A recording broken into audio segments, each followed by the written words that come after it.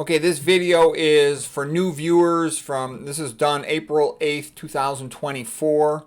And the reason for my monk haircut is for my last book, this one right here, The Medical Reformation. And basically, Martin Luther's on the pictures on the cover, the idea of the 95 Theses, I wrote 25 Theses, that sort of thing. Okay, so I just got this and I'm wearing the monk costume. It's just kind of a fun thing when I do the book chapters. I'm going to go through all the book chapters there and post them as videos. So if anybody wants to watch all of them or if they want to read along with the book, it's all there for free. And the people who can't afford it, don't want to pay for it, they can learn. I'm going to go through the whole book. So sometimes it's nice to have the book and the lectures, but whatever you want, it's there. Okay, a couple things about this channel. For new viewers, I try to make it one of the best health sites on the entire internet. I have a lot of advantages and disadvantages compared to other sites. Okay, I would say, like, what are my advantages? Board certified in 3 medical fields, fellowship trained in imaging guided surgery, interventional radiology, and in neuroradiology. So I know a lot about the brain. I know a lot about doing procedures. I did a surgical internship as well. I've been a clinical doctor over 30 years, so I'm very heavily involved in clinical medicine. And I've been a pretty scholarly guy ever since I was 18 years old. Basically, I went from being an athlete, got injured, and so in college, I was student athlete here at Stanford. And what it means, though, is ever since I was 18, pretty much all I do is work and study. I mean, don't get me wrong, I had a lot of fun as an athlete in college and a few other times in my life, but I've really been heavily immersed in intense scholarship, academic, science, and all that. It just turned out that way. I would have rather been a wrestling coach. I would have had more fun, but when I got injured, I was still good, but I was no longer as good as I used to be. So what's good for you at this site? The channel's not monetized, and what that means is I don't have any obligations. I'm not trying to make money. I don't have any sponsors. Sponsors, I think, tend to be scared almost of somebody like me, and they don't. My goal is to be the best doctor in the world. I think the 2 best doctors in the world, in my opinion, are Dr. John McDougall and myself. Okay, he's a real famous guy, and he's done a lot of great things for nutrition and health. I'm more of in the nutrition and health business, even though I'm 60 years old, that's kind of like a young guy. Usually people don't kind of figure out nutrition until they're, at least about 50 in general. There's a lot to know, and young guys tend to have their mind up in the clouds, and they're thinking, oh, you got to eat meat and stuff to be strong. Okay, the best feature of this site is the playlists. And the reason I say that is you can just go to the playlist, and like if you're interested in diabetes, there'll be a whole bunch of lectures on diabetes. If you're interested in hypertension, a whole bunch of stuff on that. CAD, coronary artery disease, dementia prevention, spine. And I think, by the way, I'm the best doctor in the world for my theory, neurovascular uncoupling, for what causes dementia. The whole thing about Alzheimer's is just nonsense. It's stupid. I explain why that is the case. I'm also the best one in the world for explaining spinal degeneration. Okay, so neurodegeneration in the brain and spinal degeneration. I have a whole bunch of stuff on that. That's my own personal thoughts and research and experience. Then I go through tons of other topics, male, female health problems, men, the prostate, female, all the gynae stuff, and the breast stuff.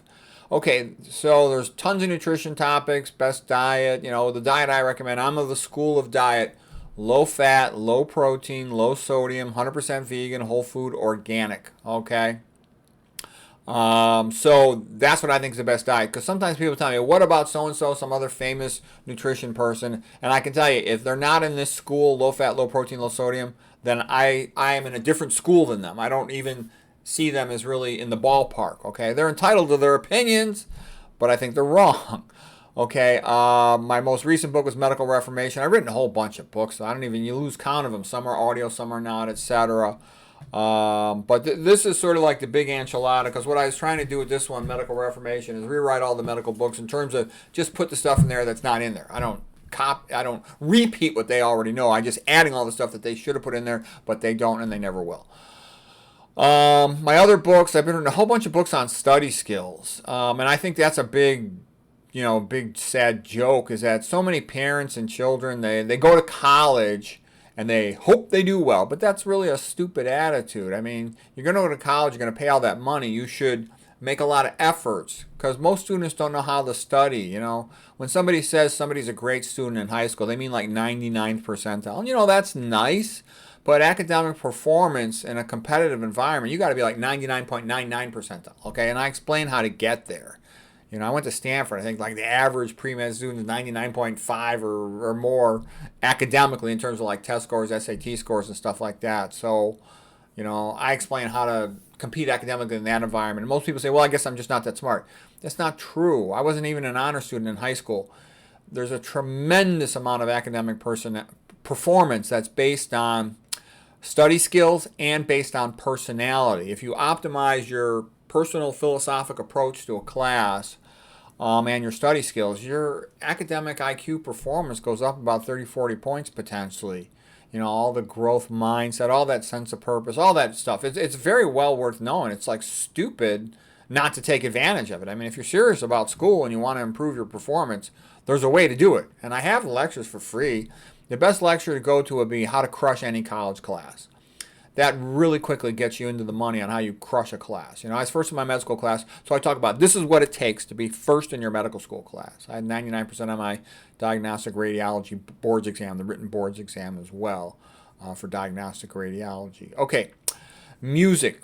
I love music, especially Christian music, so I kind of, you know, collated the best stuff and gave you lists of all that stuff. The best Irish Christian music, the best Spanish Christian music, the best Christian music sung by black gospel singers. And so, because I'm very into that, I spent a long time figuring that all out. I spent a long time with art, too.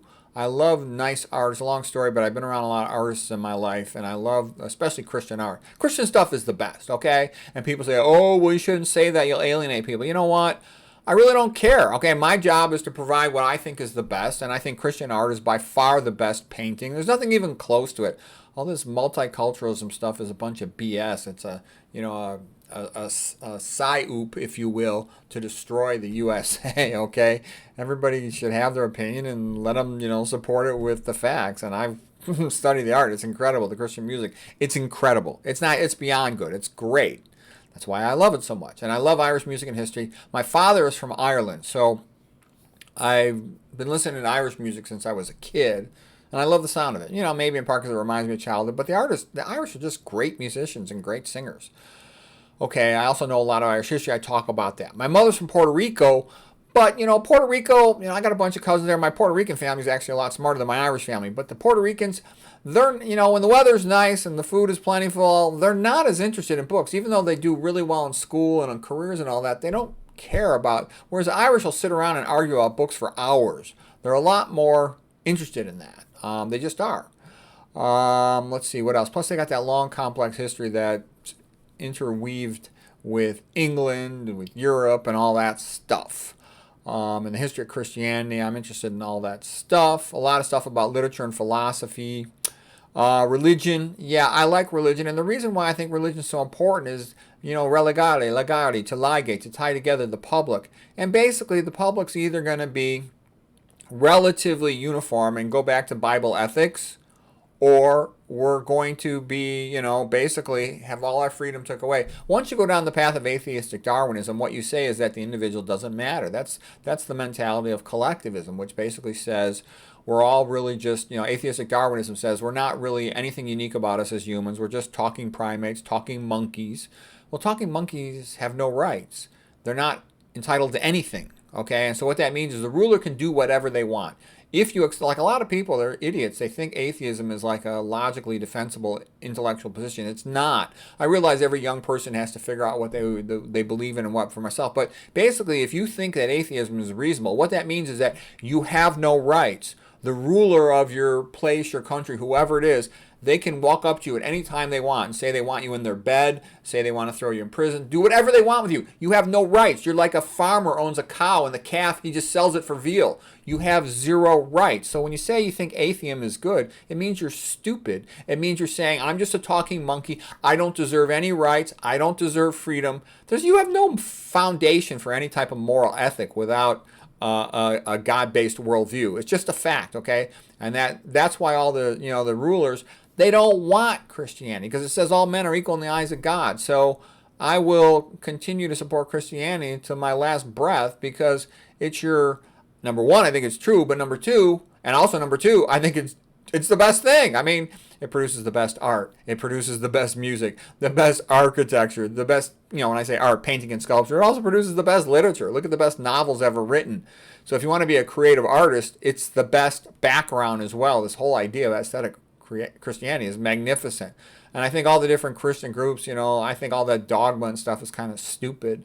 I've read tons and tons of Bible commentary, and I can tell you, there's so many little nitpicky arguments. It's like, why even bother with that? What Jesus Christus said is good. Be nice to each other, love thy neighbor, help each other. All that stuff is good, okay? And you don't need to argue about all the other details. All right, well, anyways, I think you'll find this channel helpful if you want to learn these topics. I push too. I think, one thing I'm going to apologize for. I think my shorts are kind of stupid. A viewer makes them for me, and it's my voice, but they superimpose on it like some stupid photographs and videos that I think are just kind of tacky, kind of vulgar, even a little cringy. And you say, well, why do I even bother to post them? The reason is I post my regular long-length videos, and I can make the best video in the entire world on some, health topic, whatever that might be. And then it'll get, 200, 300 views, all right? Then I'll post the stupidest short in the world. Why do women have big butts, okay? Because they store, omega-3s in their gluteal region. 10,000 views. So it enables people to see my site because they're not going to find out about it by the health videos. So that's why I still post them, even though, yeah, they're a little bit embarrassing. They're so stupid. Let's see. Anything else? Yeah, so what I'm sort of about is optimizing performance. The other thing I would say is it's how you talk to an audience. What I mean by that is I have a little bit of a chip on my shoulder. I'm a little pissed off that despite all my achievements in medicine, conventional medicine doesn't care about any of this stuff, okay? And all this stuff about minorities. I'm a minority doctor in a sense. I'm Puerto Rican. They don't care about that either. They don't want smart guys like me. They want puppets, okay? If they can grab a puppet, they'll say, here, puppet, you do this and you obey. Whereas if somebody who's smart like me and Christian like me, I'm just going to say, no, I'll do whatever's the right thing to do, okay? So people like that are not appreciated by the conventional world. That's why I'm talking to you guys rather than talking to the conventional medical circle, or both. But conventional medicine doesn't want anything to do with this stuff. It doesn't want you learning about the cures to these diseases. It doesn't want you being politically savvy. It doesn't want you, the pros, to know anything. Okay, it would rather reduce your numbers. It looks at you as useless eaters, okay? And I totally disagree with that. But that's the mentality of the wealthy and the powerful when you've got atheistic Darwinism as the culture. Also, how are people talked to? What I mean by that is, look at Neil Bernard, for example. He's a very smart guy. He's a very knowledgeable guy, okay? But he kind of talks in his lectures almost as if he's talking to an average audience with an IQ of about 95, okay? Dr. McDougall, he's another brilliant guy, super knowledgeable. He tends to talk at the level of like maybe average IQ of a college-educated person is about 110, and he kind of talks at that level, sort of the intelligent layperson, okay? Mine, I think, I'm talking at a more advanced level, more like to, I don't know, maybe an average IQ about 125, 120, 125, sort of like an average doctor IQ.